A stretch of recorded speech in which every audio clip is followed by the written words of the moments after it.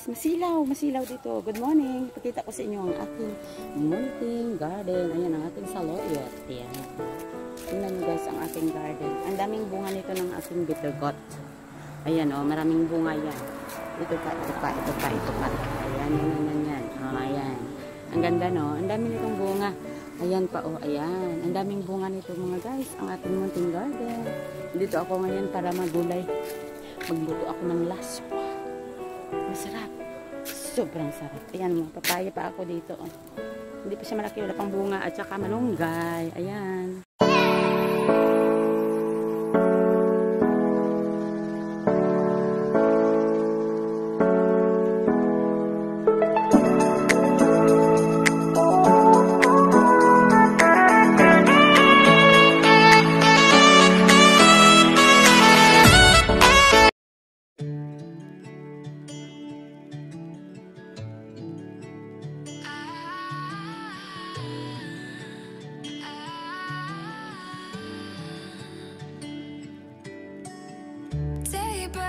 And I'm burned by the morning light. I make the same mistake more than twice. Same song, but brand new dance. I wear out my third second chance.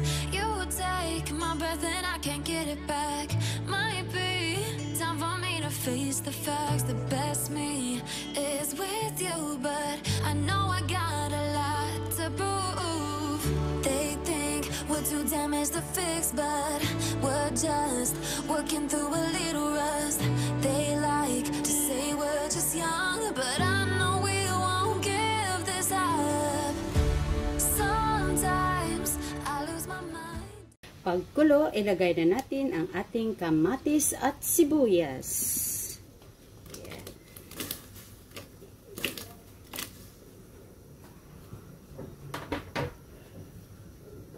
Pakuluan ng konti, takpan ng konti, at isunod-sunod na ang ating mga ingredients. Ayan. Ayan.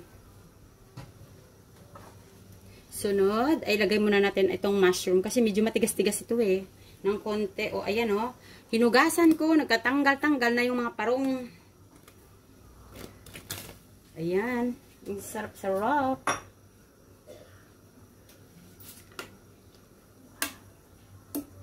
Pakuluan ko muna ng konti yan. Ayan na. Kulong-kulo na siya. Next, isunod ko na itong tatlong ingredient na to. Yung okra, talong, at kalabasa. Ayan. Ano siya mga palangga? Kung bakit ko ginagawa yung ganyan? Kasi inuuna ko yung mga matitigas. Kasi para hindi naman malanta yung aking laswa. Parang fresh tong siya ba, ganun pagkainin. Hindi siya lanta, kaya inuna ko yung ganyan. Ayan. At pakuluan na naman ko yan ng konti. Pagkulo, sunod na naman ang another ingredients. Ganun. Ayan na. Wow. Looks yummy na siya.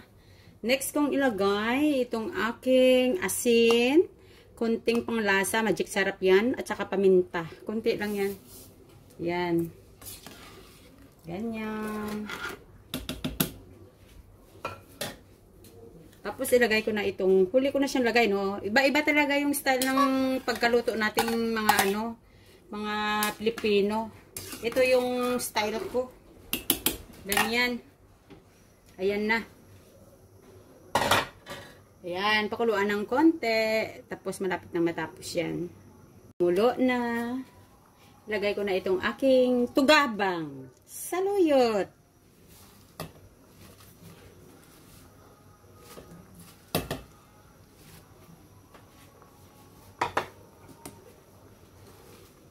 Huwag masyadong haluin ng kasi baka madudurog.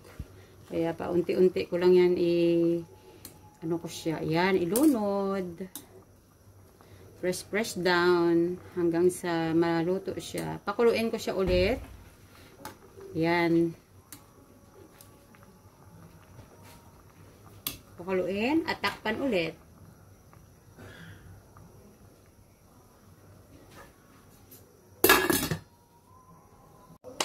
Yay! Ayan na.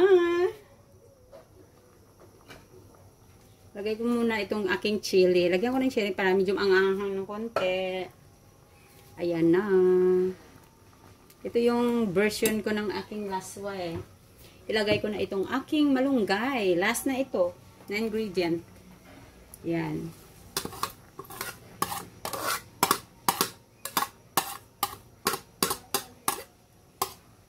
Simut-simutin ang bawat butil ng dahon ng malunggay. Ayan. Wow, ang sarap-sarap na. Kung naaamoy nyo lang, naku, ang bango-bango niya. Naku, first time ko nagluto ng ano dito, laswa. Ayan. Kakain yan ang aking asawa at anak. Hindi naman yan sila namimili eh.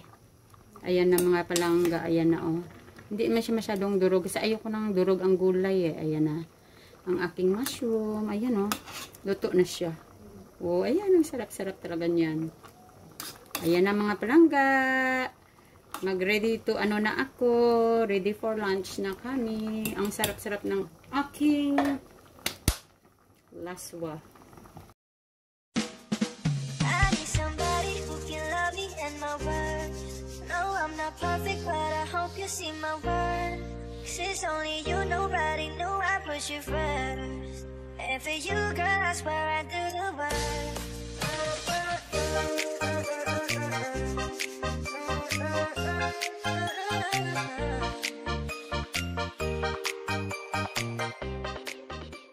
With matching fried fish. Wow!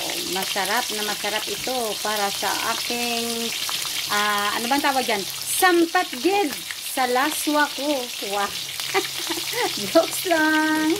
Diba?